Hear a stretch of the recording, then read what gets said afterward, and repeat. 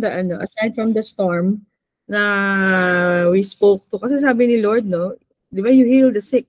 Hindi nga you pray for the sick, you heal, because the same spirit who raised Jesus from the dead lives in you.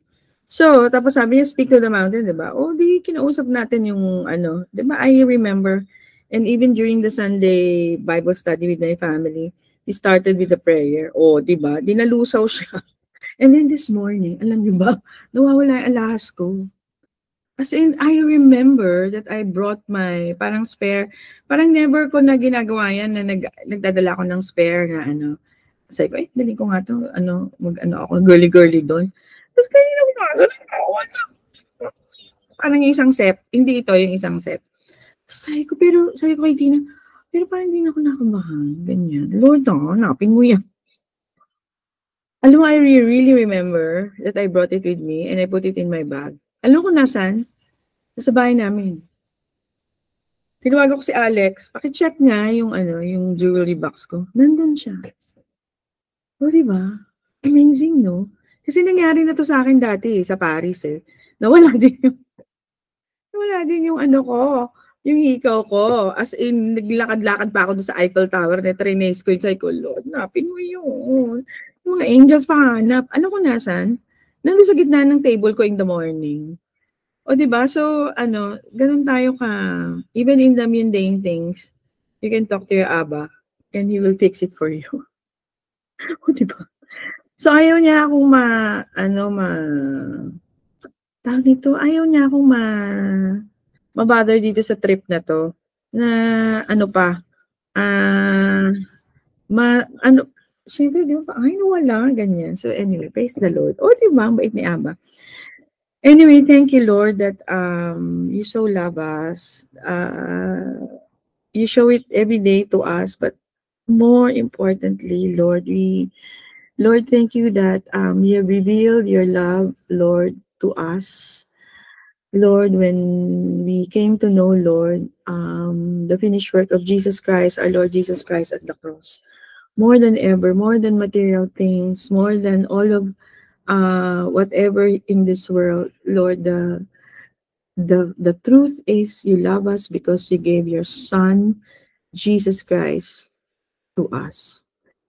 Lord, we are in this journey of grace. We are in this journey of knowing you more deeply, of knowing you, knowing your finished work, Lord, how it answers everything that concerns us in this life.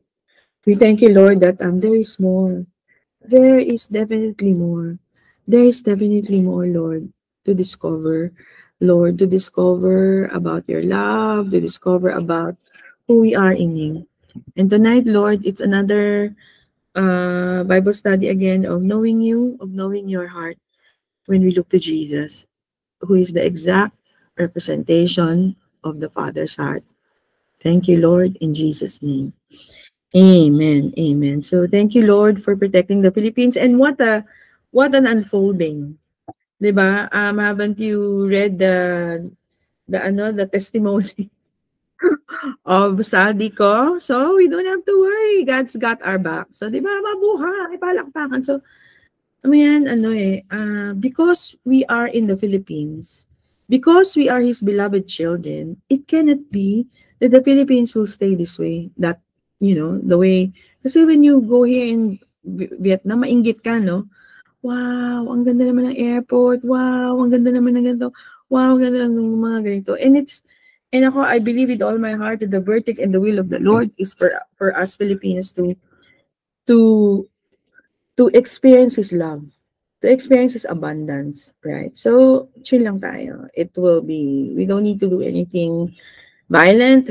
We don't need to do anything. We don't have to curse whoever, but the same compassion that the Lord has shown the tax collectors, shown the sinners, and that is actually where we are going tonight. No, how does God deal with the works of the flesh? Bakit works of the... Kasi actually question yan last Sunday. So sabi, kasi ini-explain ko ano yung sin. Kasi di ba, sin is a noun. It's not something that you do. It's a noun. It's not a verb. So ano nga yung overt Sabi kanina ni Ella, no, behavior. Actually, works of the flesh. Okay, so aralin natin, ha? Aralin natin. Okay, sabi ganyan. So when you sin, does God get angry? Nasagot na natin, nasagot nyo na kanina, no? And the opposite is actually, the truth is that you're loved through thick and thin. So let's begin with defining, and let's begin with this. I really like this. I really like what God thinks about me. It makes me happy. He thinks that you are perfect, you are complete, you are sinless, you are His child most of all. And who needs rewards when you've already been given everything? Hmm? Diba, who needs rewards when you've been already given everything? Sabi ganon ni Abba Daddy God in the prodigal son story, right? My son, all that I have is yours. My daughter, all that I have is yours. So, we've been told that God can't look at sin. But Jesus is God, right? And when we look at the Gospels, Matthew, Mark, Luke, and John, you see the heart of the Lord, right? You see the heart of Abba. He enjoyed to be with them. He enjoyed the friendship of sinners. You often see him dining with them. You often see him, di ba? He made even the disciples, di ba? Si Peter, sabi kanina may nag-mention, he loves to hang with sinners, right? So-called sinners, yung mga misbehaving. So, okay, Jesus, in the Mirror translation, the Mirror Bible Study translation, Jesus endorses your identity face to face with your Father, face to face with my Father. That's why I love the song, yung face to face with you, face to face with you, because it is in the face to face revelation that you get to know who you are, and then you suddenly realize, why am I behaving this way? Tama? So for years, we believe Jesus was trying to convince a holy father why he should love and tolerate a filthy sinners like us. Not good news. It turns out that we had it all wrong. The father didn't need to be convinced that we are good because he already knew it. As far as he is concerned, we are good. We needed to be convinced that the Father is good, and therefore, He wants us to believe that what He knows to be true about Him is true about you and I. Kasi He's our Father. Yun yung face-to-face revelation. Diba? That when you see Him, you see yourself. And Jesus endorses it in Revelation 3 verse 5. So Jesus endorses your identity. Your identity is not anymore sinner. Your identity is you are good, just like Jesus. Oh. Diba? Drop the mic. Diba? So, what happened between the cross and the resurrection? From Adam till Noah to now. Actually, Isaiah 54, no? Kinote yung that He will not be anymore angry with us. 1 Peter 3:18 says, Christ died once and for all in order to conclusively separate you from your distorted identity. So it's not kaya nga sabi natin wag na tayo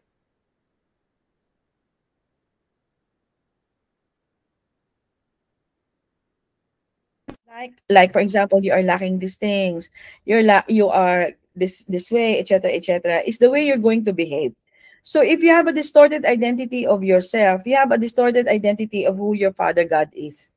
So thus, restored righteousness, shared likeness with your Abba and Jesus, triumph beyond the reach of any identity that is not in sync with innocence and oneness.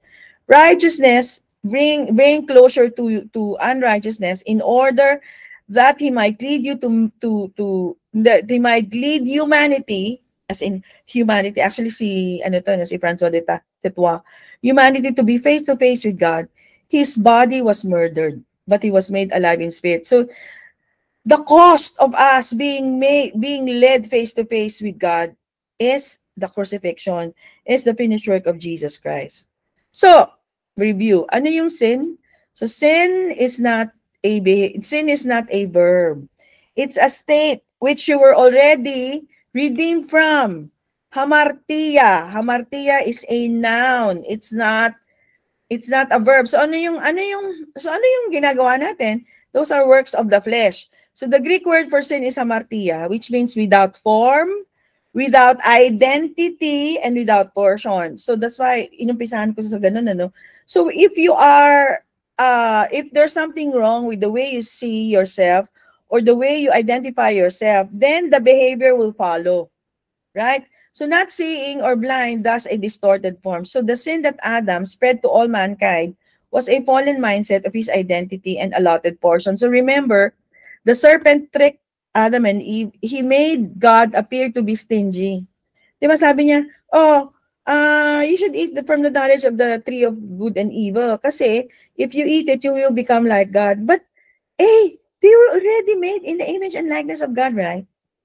So the serpent made the Lord look to be madamot. Pero hindi, 'di ba? So if we have this mentality about Abba Daddy God na, oh, he's gonna punish you, he's madamot, he's the one who gives you he gives you sickness, then you will act accordingly. Yun na nga yun yung works of the flesh. Okay? So, sin is a noun, not an action word. It is a martia. Ha! May kanta na ganyan, yung sa Golden. It means without. Martia, it means speaks of mental understanding. So, without understanding, sin at its deepest meaning means to be without understanding. Di ba? Hindi mo ako naiintindihan. Di ba? Without understanding. So, pag may nagmi-misbehave, for example, mga tao natin, they are without understanding. So, now, ano ang antidote dyan? You teach. You teach them, you know that the greatest teacher, diba they call him rabbi, is the Lord Jesus. He taught them. First, he taught them and then he healed them. Kasi hindi nauuna yung healing, no, per se, no? Nauuna yung teaching. That's why it's very important for us to have correct mental understanding. So what understanding is it that we are without? Okay? It is an understanding about God and ourselves, having been created in His image and likeness. It is essentially a mistaken identity. We act in life based on who we understand ourselves to be. So yung fallen mindset, which emanated from our forefathers, no? So it's turned to God and reformed God in His own likeness and image. God went from a loving God who walked with Him face to face in the garden to an angry God who blessed him when he was good with rewards and cursed him when he was bad with punishment. So parang yung well-meaning friends that say, oh, magpakabait ka pa para i-bless ka pa ni Lord more. Hindi ganun si Lord. He has already blessed you. You don't need to produce anything for Him. Right? Kasi hindi siya quid pro quo. Di ba naaral natin? He will not allow you to pay for His kindness and His goodness. So again, yung etymology ng sin, hamartia, ha, negative or without, and meros, portion or form. Thus, to be without your allotted portion, without understanding of your allotted portion, or without form, pointing to a disoriented, distorted, bankrupt identity. So the word meros is a stem of morphe. So the opposite of sin is metamorpho. Yun yung opposite, di ba? Metamorphosis, which means with form. So in the beginning, Elohim created the heavens and the earth. The earth was without form and void. So yan yung sin. The words without form jumped out, di ba? When we studied this, the Greek word for sin is hamartia, meaning without form. In the beginning, the Holy Spirit who teaches us. It is the Holy Spirit who makes us understand the love of the Father. They have brooded over the face of the waters. Then Elohim said, let there be light. So the entrance, kung gusto mong magliwanag ang buhay mo, the entrance of His words gives light. So kaya tayo nagba-Bible study because the entrance of His word gives light. Spirit broods over, hovers, vibrates, and cherishes is another definition for this word. And then the word comes forth, light shines. So the Spirit brooded over Mary's water. So see Mary, the mother of the earthly mother of Jesus, and then the living word came forth, the Lamb of God, who takes away the entirety of sin of the world, cosmos. Light comes forth. So now we are sons and daughters awakening to see who we truly are. So no longer strangers in their minds. That's where we were estranged in our minds. No longer without form, distorted by sin's false identity of do to become. The axe was laid to the root of that old tree that reveals good and evil. No more toil, as that what's evil is, laborious hardship, toil that produces all manner of evil. So walang bayad yung goodness ni Lord. Yun lang, in the in short, in summary, the tree of life has come, planted in the garden of mankind's soul, and brooding, cherishing spirit still broods over our waters. So the waters of our being, of our biology, now, that the living word within us might shine forth in and through us because we are entwined, we are entangled. As one, we were born from above our true Genesis. So when we come to know this, the behavior follows. Right? So arise, shine. Your light has come, and the glory, doxa. So the way God thinks about you is the way God thinks about Jesus. The glory of Yahweh is risen upon you. This is an important verse. The glory of Yahweh is risen upon you. Can you get that? Is risen upon you. Behold him, Emmanuel. You are entwined with him. Grabe, no? So let the Holy Spirit just make you understand this. The glory of Yahweh is risen upon you. Hallelujah. Arise, shine. So, Romans 12 verse 2. And be not conformed. So ito na yung be not conformed with the works of the flesh. But ye be transformed, metamorpho, by the renewing of your mind. How does the renewing of your mind come? When the foolishness of preaching is done, di ba, every Saturday.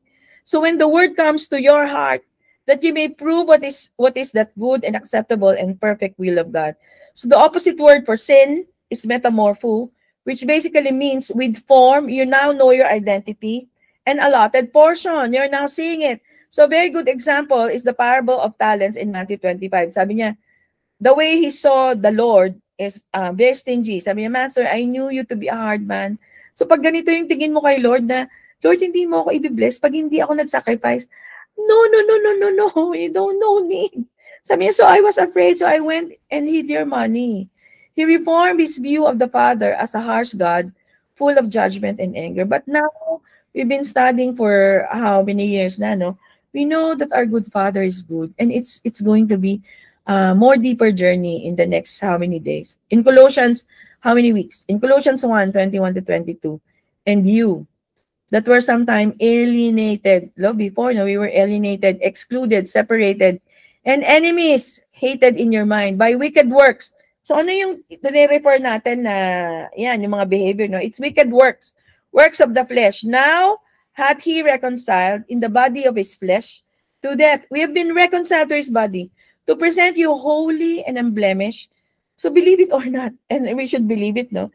You are holy and unblemished, spotless, and above reproach. There is no more condemnation. You're above reproach, above accusation. So when the doctor says, you are sick, no. You are above reproach in his sight. So kasama yung sickness dun sa hamartian, no? Kasi without form and without void yun. So who are you being presented to? He presents you to yourself. No? Wake up! Face to face, Joe. To show you to yourself holy. You see yourself holy, spotless, and unaccused in his sight. And just as he sees you, I love how Mark Hankins, one of the great speakers, no, described it in one of his books. You are such a different person in Christ that you will have to let God introduce you to your new self. What a phrase. You're such a different person in Christ. You're a different person in Christ. You are metamorphosized that you will have to let God introduce you to your new self. So pagtingin mo sa mirror, hi new self. Diba? Hi metamorphosized self. Because that's where the problem is. The problem is what you believe about yourself and your false perception of how the Father sees you. Not seeing yourself as he sees you causes you to feel alienated, excluded, separated, and hated. When in reality, God sees you reconciled, holy, spotless, holy, no, means whole, and above accusation. Galatians 2:20 in the KJV, I am crucified with Christ. This is now your state. You were crucified with Christ. Actually, the tetelestai, no, the finished work is effective, past but effective for the present, no. Nevertheless, I live, yet not I, but Christ lives in me, and the life which I now live in the flesh, I live by the faith of the Son of God, who loved me and gave himself for me. The Mere Bible version says, so here I am, dead and alive at the same time. I'm dead to the old me, and I was trying to be and alive to the real me, who's the real you, which is Christ in me, co-crucified, now co-alive. What a glorious entanglement. I was in him in his death. Now I discover that he is infused in me, in my life for the first time. I'm free to be me in my skin, immersed in his faith in our joint sonship. He loves me and believes in me. He's God's gift to me. Paul's life of faith was a life of co-crucified and co-alive. It was a life of joint sonship. Immersed in Christ's faith, He's infused in our life. Jesus believes where Paul's beliefs. Jesus believes where Joe Padua's beliefs. Jesus believes where Tina's beliefs. Ito yung gusto ni Lord. That what He believes about you, you believe it. Hallelujah. In your Bible, He associated us in Christ before the fall of the world. Jesus is God's mind made up about us. He always knew in his love that he would present us face to face before him in blameless innocence. He is the architect of our design. His heart dream realized our coming age in Christ. His grace plan is to be celebrated. He greatly endeared us and highly favored us in Christ. His love for his son is his love for us. His love for his son is his love for us. He associated us in Christ before the fall of the world. Jesus is God's mind made up about you and me. He always knew in his love that he would present us again face to face before him in blameless innocence. He is the architect of our design. His heart's dream realized our coming of age in Christ. His grace plan is to be celebrated. He greatly endeared us and highly favored us in Christ. His love for his son is his love for us. So just to drive home the point, how does God see, how does God react? Sabi kanina, when we sin. But actually, the correct phrase is, how does God, kasi alam na natin yung sin is hamartia. How does God react when we have a distorted image of ourselves? And then it results to a misbehaving. So let's look at the Lord Jesus on how he responded, on how he handled the situation with the adulterous woman. No? John 8, verse 1 to 12. But Jesus went to the Mount of Olives. Now, early in the morning, came again into the temple. So the Lord loves the temple. And all the people came to him, and he sat down. So anong ginawa ni Lord? Teach them. Help them. So the way to correct a misbehavior, works of the flesh, is by teaching. Because that's where the metanoia comes. Di ba ganun ang ginagawa natin sa mga anak natin? We teach them. We don't tell them to get lost, or we don't tell them to get out. No, di ba? Then the scribes and the Pharisees brought to him a woman caught in adultery. So talagang in-entrap, no? And when they had set her in the midst, they said to him, Teacher, this woman was caught in adultery in the very act. Now, Moses in the law commanded us that such should be stoned. But what do you say? So, diba? Tinitesting siya, no? What do you say? This they said, testing him, that they might have something of him which to accuse him. But Jesus stooped down and wrote on the ground with his finger, as though he did not hear. No, as though, because for the Lord Jesus, no, he sees the woman face to face in his image, no? So when they continued asking him, he raised himself up and said to them, He who is without sin among you, let him throw a stone at her first. And again he stooped down and wrote on the ground. Then those who heard it, convicted by their conscience, went out one by one, beginning with the oldest, even to the last. And Jesus was left alone, and the woman standing in the midst, face to face with the Lord, no? When Jesus had raised himself up, and so no one but the woman, he said to her, grabe yung eksena dito, no? Woman, where are those accusers of yours? Has no one condemned you? Then finally, ito yung glimpse na the woman actually has a glimpse of face to face, no, of her identity with the Lord. No one, Lord. Then Jesus said to her, neither do I condemn you. So the Lord doesn't condemn, right? Very clear. Go and sin no more. Then Jesus spoke to them again, saying, I am the light of the world.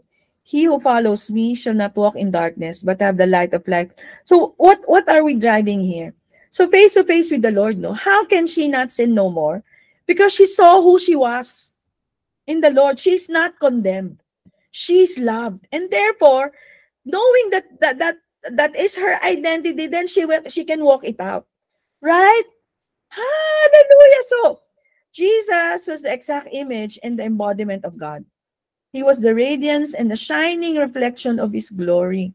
He was the expression of his substance, of his reality.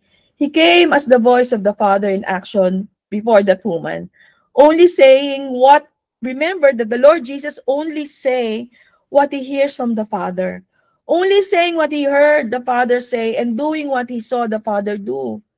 No man could ever again say that he had not seen God, that he didn't know what the Father was like. All he would have to do is look at Jesus.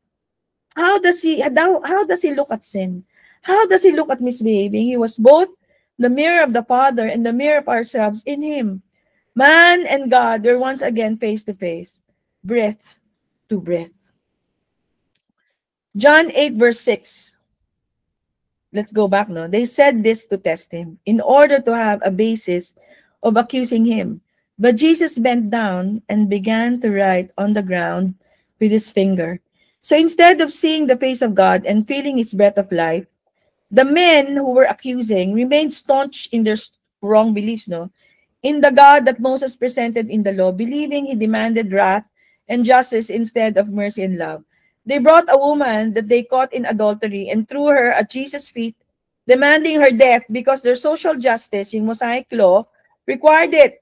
But the Son, the Lord Jesus, simply looked at both the woman and her accusers with the eyes of compassion. So both, no, the Lord Jesus looked at the Pharisees and the woman with compassion and love. And he began to draw in the dust, di ba? He began to draw in the dust. He wasn't stalling for time, nor he was writing the accusers' names and sins in the dust, as some have suggested.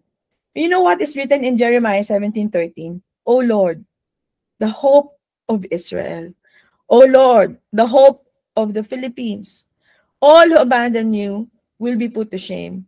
All who turn away will be written in the dust, for they have abandoned the Lord, the fountain of living water. So I believe ito yung sinulat niya, no? So yan parang ganyan, ano? So Jesus wasn't pointing out their shortcomings by writing in the dust. His love and all he can pour forth is love. His life and all he can release is life. Now, when Jesus spoke to the Pharisees, it was always with passionate longing after them.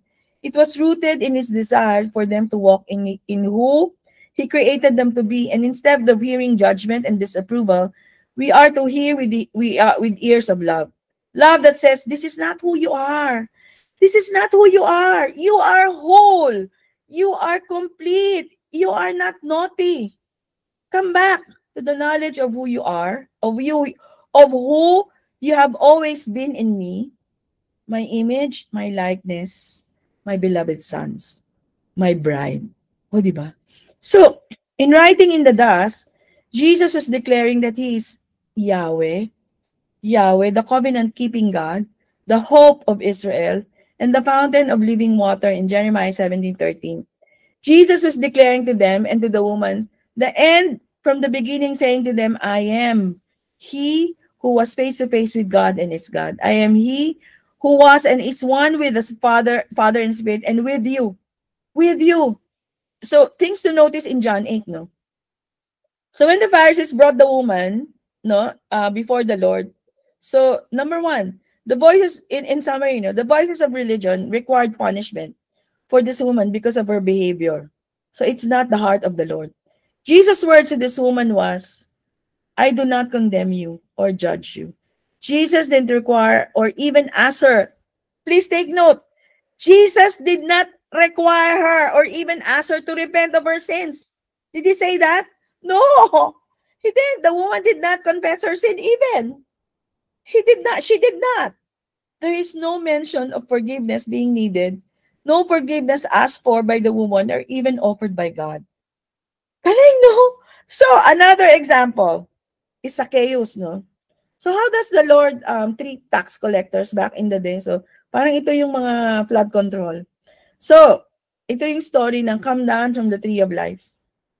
So like you and I, all these people needs to hear the gospel.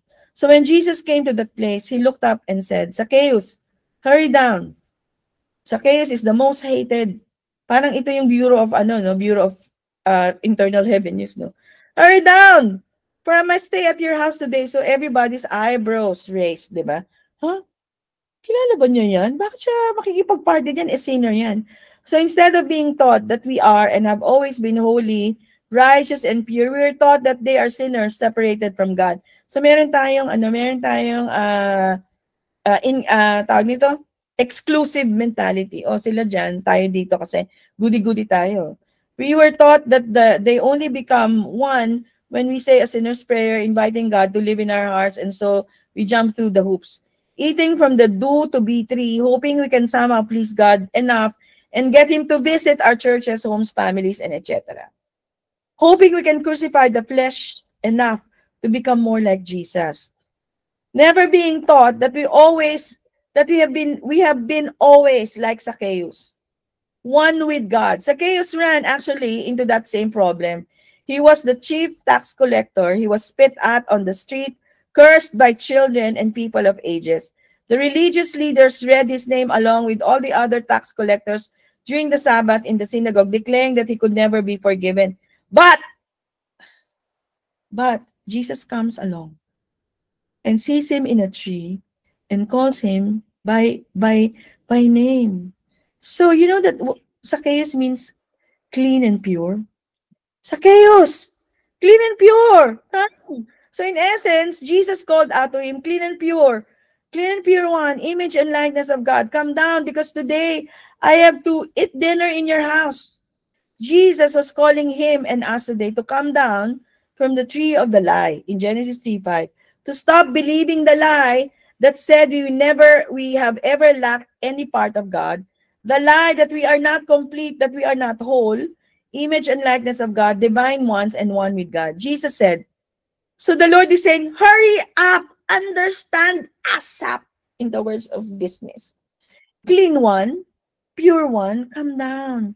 Come down from the tree of life because today I want you to be so aware of my presence because it is necessary for me to abide in your house. Hallelujah. So today, right now, He abides in us, not when we get our lives correct, right? Our lives together, not when we think we're good enough for Him to abide in us, not when we do whatever religious traditions require that we do so that He can abide in us. No. Right now, today, come down from the lying tree of sin and separation and recognize that He abides in you forever. Rest in and recognize that there's nothing man could have ever done that would change his nature. Our nature is and always have been the image and likeness of God, eternal Son. So Zacchaeus responded to Jesus' words with rejoicing. Actually, this is in the book Awakened by Pastor Robin Smith. Anyway, in Luke 19:5-6, the Mere Bible, as soon as Jesus was under the tree, he looked up and said, Zacchaeus, come down and quickly take me to your house. Diba? Joe, come down and quickly. I want to be in your house. Your temple, no? Ako yun. I would really like to spend time with you. He was down in a flash. So ang ganda ng response sa Zacchaeus, no? He was down in a flash and welcomed Jesus into his home with great joy. Zacchaeus was one of the despicable collectors. So, nasabi ko na nga yata ito. So, yung last na lang. So, to come down from that lying tree and recognize that He abides in our house, in us, as us and through us, then that there's nothing we could ever do to change our nature. It is and always been, we are in the image and likeness of our Daddy God, eternal sons. Okay, so, paano ba yan? Diba? Again, in the International Standard Version, in Genesis 17 verse 1, si Lord, He's already told this to Abraham as early as Genesis 17. When Abram pa lang nga siya was 19, and wala pa, hindi pa pinalitan yung pangalan niya, was 99 years old. So, ilang taon pa lang tayo? Sabi ni, ito Abram 99, and the Lord appeared to Abram and announced, I am God Almighty. I am Shaddai. I will provide, di ba? The all-sufficient one. Live in constant awareness that I'm always with you. So when you come to know that He's always with you, then you can walk out blameless. So hindi blameless muna. Ha? So it begins with live in constant awareness that I'm with you. I'll establish my covenant between me and you, and I'll greatly increase your numbers. And this is the cry of parents like us, no? And this is the cry of Abraham as a parent. You know, dito sa ano na, but before that, no? But before that, you know, in the interlinear, ano yung live in constant awareness that I am with you? It is before me. You know what it is? It is face to face. Sorry. Hindi ko na pala hindi ko na face. It is face to face yung before me. And sabi ko nga kanina, what is the cry of each parent? And as early as Genesis 17, no, it is the cry of a parent. Sabi niya, Lord, Abraham fell to the ground, laughed, and told himself, can a child be born to a 100-year-old man? Can a 90-year-old Sarah give birth? So Abraham responded to God, if only Ishmael would live in constant awareness that you're always with him. So this is our prayer, no, for our children. And this is what the Lord's heart for you and I, that we would always live in constant awareness, face to face, that we're always with Him. So, ito yung tinakal namin with sa aking family, because this will help you in terms of living in constant awareness that you are with Him. So the power of our imagination. Our imagination is a powerful gift from God. The ability to see who you are, see apart from your natural vision. Only God could put such a remarkable gift and ability in us. But how did God intend for us to use this beautiful gift? So the word imagination in the Webster's dictionary says, the faculty or action of forming new ideas or images or concepts of external objects not present to the senses. It's the ability of the mind to be creative or resourceful. I want this. So in the Hebrew, there are two words for imagination. It is yatsar and dimyon. The word yatsar is to form. Di ba kanina yung hamartia, without form? So kapag may imagine, when we are using the gift of imagination, yatsar, to form, to passion and purpose. It is to squeeze into shape as a potter does with clay. And the word dimyon means resemblance, face to face, no, likeness. Similarity, we see in Genesis 1:27, we were created in His image and also according to His likeness. So the ability of our mind to be creative and resourceful, to form images and concepts not present to the senses is an amazing gift of God in us. But what does that look like when it comes to imagining this finished life? Are we to imagine things such as cars, houses, discounts, wealth, being healed of sickness and disease, and then wait for them to manifest? Nothing wrong, Nothing wrong. You zoom sa mga board. But there's a higher way. Or is there a better use of our imagination that instead of imagining things, uses our imagination to form images, concepts, and new ideas in regard to our identity? Because once that happens, we no longer wait for a manifestation. We no longer manifest the board, but rather rest in the knowing that we have been given already. That's why the Holy Communion is so powerful, because that declares the verdict that we have been given already. Hallelujah. All things pertaining to life and godliness, that we lack nothing. The more our imagination operates in that area of identity, the more we simply rest and abide in it, and abide in what is already ours, no longer striving to see a manifestation. We are to use our imagination, using the mind of Christ, and seeing our imagining in us what He sees. What does He see? Because He was wounded for our sins. He was crushed for our iniquities, and by His stripes we are healed. That's why the Holy Communion is so powerful. And our mind renews as it co-imagines with Him. And like a potter, we begin to form yatsar images, ideas, and concepts by seeing Him. As a result, seeing who we really are as image and likeness of Him. He is whole. He is complete. Therefore, we are whole and complete. He is co-seated and we are co-seated. And our mind's eyes Our imagination begins to see these truths about our identity. Hallelujah. So in this use of our imagination, we are no longer seeing from a place of lack. In other words, we are no longer saying that we are sick. And if we can just imagine good health or imagine Jesus healing us, then we will manifest healing. But we see his image and know we are the same image. There is no sickness because his image is whole. So therefore, we are whole. We're not saying that we are struggling financially. And if we can imagine being wealthy, getting a new job, receiving a check in the mail, etc., then we will manifest these things. But the real power of imagination is seeing his image. He's abundant and prosperous in all things. Therefore, we are abundant and prosperous in all things. That's why we go back to the Matthew, Mark, Luke, and John, because that's where we see who Jesus is. Diba? He provides, diba? And he feeds the 5,000. He calms the storms. Diba? He calms the storms. He provides even for your tax. Correct? Okay. So, the powerful ability of imagination is not if and then language. This becomes striving and works. It's all about us and our ability.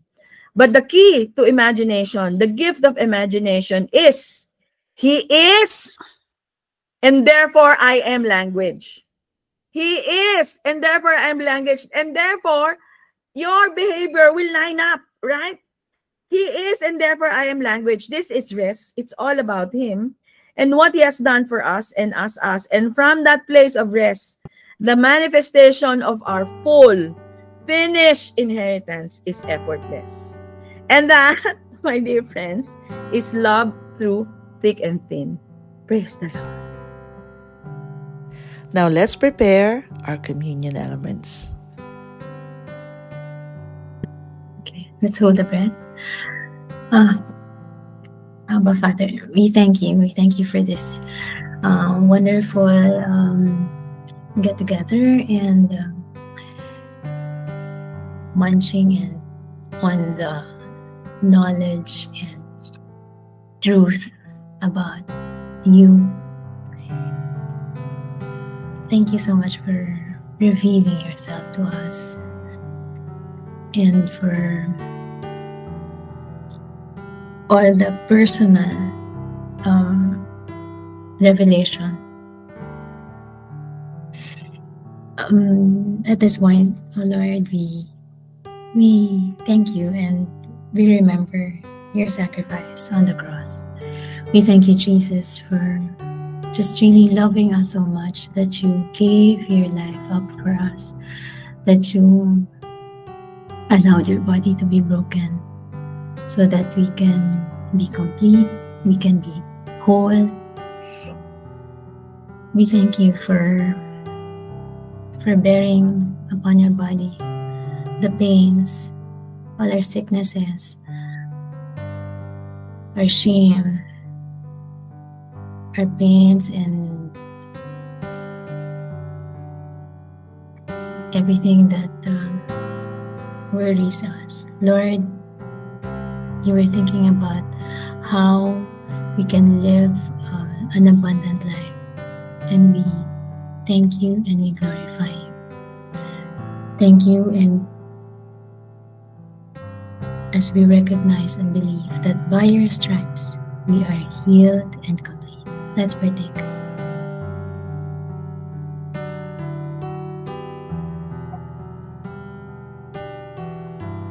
Let's hold the cup.